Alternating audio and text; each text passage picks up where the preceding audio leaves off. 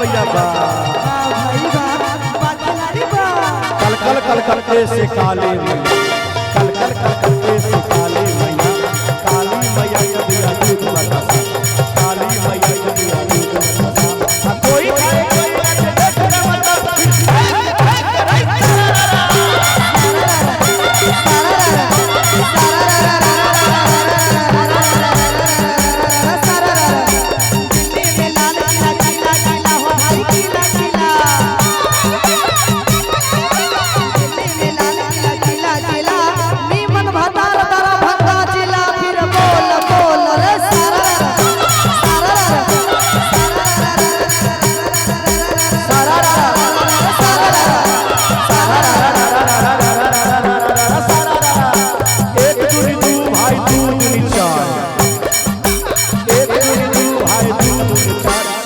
होली में उठे छे बुढ़बो के जुआर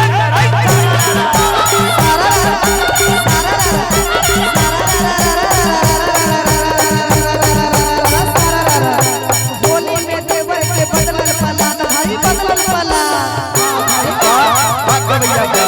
होली में देवर के बदलल पला गौवा में खोलैया चल के तो फिर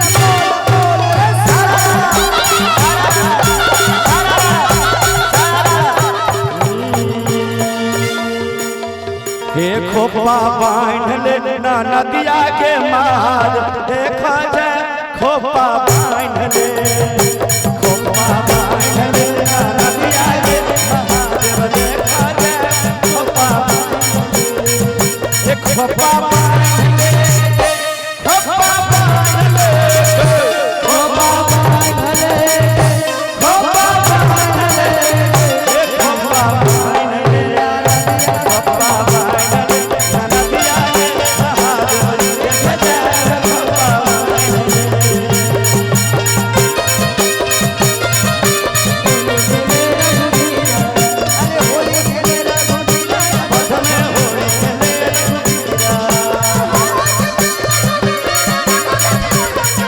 अरे राम जी के हाथ पर कनक पीछे कारी कनक पीछे कारी सिया जी के हाथ या बीना होली खेले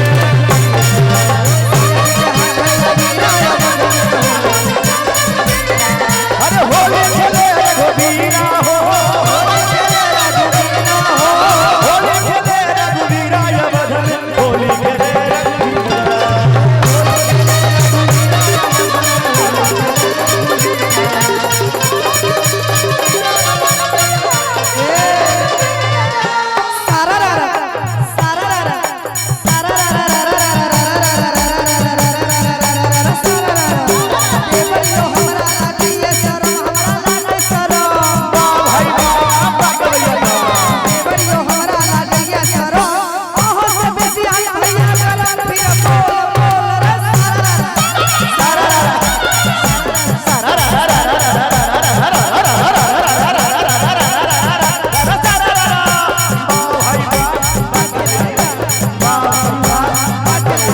भाई नाया मसी एक तीन भाई नाया मसी अब भोरे में देखलो तो चोरल मसी भोरे में देखलो तो चोरल मसी आ दोपहर में देखलो तो टूटल तीन मुड़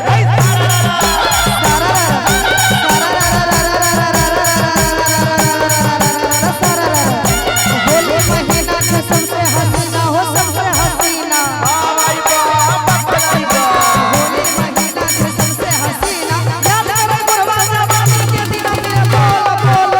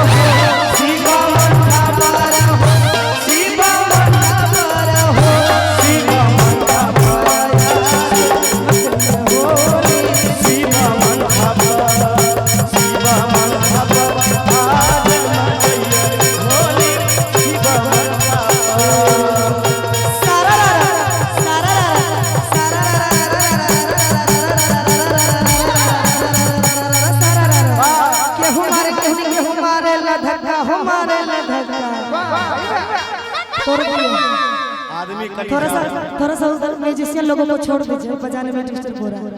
उधर खाली कर दीजिए। अच्छा, हमको समझ में आ गया आप लोग को डिस्टर्ब हो रहा है। उधर थोड़ा सा खाली, म्यूजिशियन लोगों को थोड़ा सा जगह दे दीजिए। आधा आदमी कम से कम खाली कर दीजिए प्लीज। और प्यारा सा पुरस्कार हमारे आदरणीय प्रमुख साहेब श्री नीतीश कुमार यादव जी की तरफ से शानदार हम दोनों कलाकार के 1,000 रुपए का पुरस्कार आए हैं। एक बार जोरदार ताली हो जाए, दानी की जाए दाता जड़ भैया की तरफ से भी। मनोज यादव जोगवंडी से हैं, इनके तरफ से भी शानदार 500 रुपए के पुरस्कार है। बहुत बहुत धन्यवाद। और राजीव कुशवाहा, क्या बात है। अरे होली खेले रघुबीरा या बधन, होली